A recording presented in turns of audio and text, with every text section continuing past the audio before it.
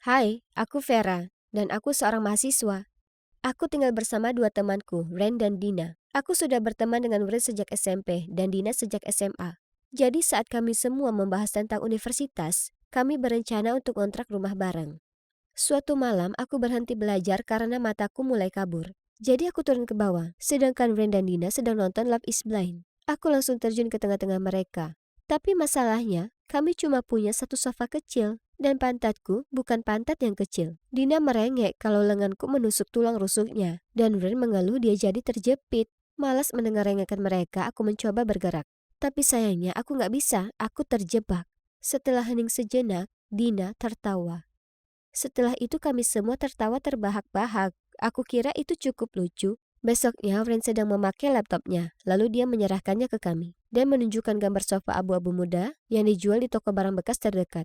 Gimana? Dia tanya ke kami. Kami semua setuju membeli kursi berlengan adalah ide yang bagus. Di antara kami bertiga, Dina yang menyumbang paling banyak, karena dia yang punya tabungan yang paling banyak. Suatu malam, kami sedang duduk makan popcorn dan menonton film horor. Aku memang terlahir penakut, dan aku juga takut menonton film-film horor. Jadi mereka menyuruhku duduk di kursi berlengan. Aku meringkuk di sudut kursi berlengan dan mengintip ke balik lenganku. Ide buruk, karena aku malah melihat bagian yang paling menakutkan. Aku panik dan mencengkram lengan permukaan bantal kursi dengan sangat kuat sampai aku hampir merusaknya. Ku coba dorong kembali sebelum yang lain sadar apa yang kulakukan. Saat itulah aku melihat sesuatu tersangkut di bawahnya. Aku meraih ke dalam dan mengeluarkan banyak amplop. Ada uang di dalamnya, di setiap amplop, dan ada sangat banyak di sana. Guys, kutunjukkan salah satu amplop yang terbuka. Mereka membantuku membalik kursi dan mencopot sisa amplop. Kami menemukan sekitar 200.000 dolar tersembunyi di dalamnya. Kami nggak masuk kelas besoknya. Kami duduk dan berdiskusi serius tentang bagaimana membagi uang itu. Ren dan Dina sama-sama minta 60% total uangnya. Ren bilang dia pantas dapat lebih karena dia yang menemukan kursi secara online. Dan Dina berpendapat dia pantas dapat lebih banyak karena dia patungannya paling banyak. Tapi halo, akulah yang menemukan uang itu. Kamu nggak pantas, kamu cuma akan menghabiskannya untuk membeli produk rambut gak jelas itu. Newsflash, itu membuat rambutmu terlihat lemas dan bau, teriak Dina padaku. Kata-katanya menyakitkan, jadi aku balas membentaknya kalau dia cewek aneh, dan semua cowok bilang dia aneh. Dina kelihatan sangat marah, sampai dia sepertinya mau menyerangku. Rain mencoba menenangkan kami, yang malah membuat Dina marah padanya. Berhenti jadi cewek sempurna sepanjang waktu, gak ada yang peduli tindakanmu. Ya, setidaknya para cowok menyukaiku dan gak berpikir lenganku gemuk, balasnya. Komentar ini membuatku kesal, dan Dina memelototiku. Itu lebih baik daripada punya bokong yang gemuk. Pertandingan saling menghina kami berlangsung sebentar dan itu jadi personal. Pada akhirnya kami lelah secara emosional dan menyadari betapa payahnya kami.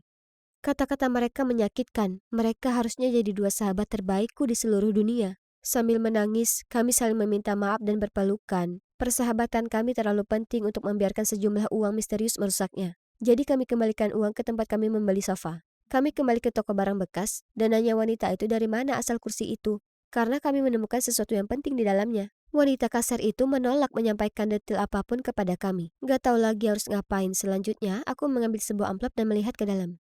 Saat itulah aku melihat alamat yang tertulis di secari kertas kecil di dalam amplop.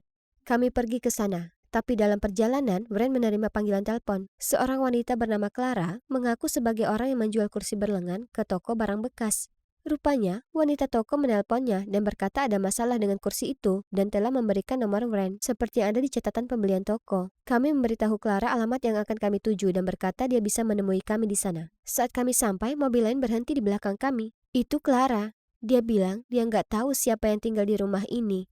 Kami cerita bagaimana kami menemukan sesuatu di kursi. Tapi kami juga perlu bicara dengan orang di alamat ini.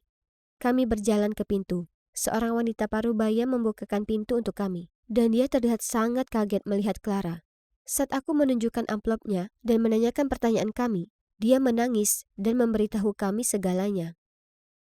Ternyata wanita itu berselingkuh dengan ayah Clara dan mereka punya anak bersama.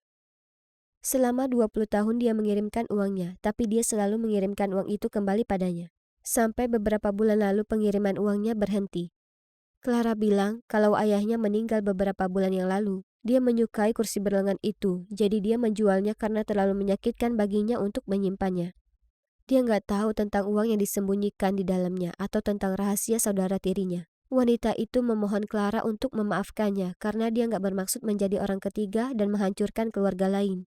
Sambil menangis, Clara berkata dia mencintai ayahnya dan gak ada yang bisa mengubah itu.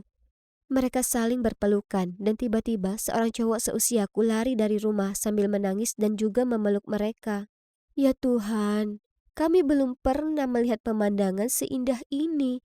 Maksudku, kami belum pernah melihat cowok seganteng itu. Aku melihat kedua temanku dan mereka juga gak bisa bersikap keren lagi. Mereka semua setuju uang itu menjadi milik putranya.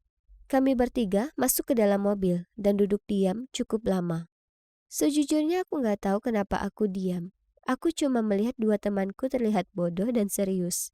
Tiba-tiba, Ren berkata, "Dia punyaku." Dan Dina menjawab, "Maaf, siapa yang punyamu?" Aku kembali menyetir saat Dina memutar kursi penumpang sehingga dia bisa berkelahi dengan Ren yang ada di kursi belakang. Uang gak bisa merusak persahabatan kami. Tapi aku cemas cowok tampan itu bisa melakukannya.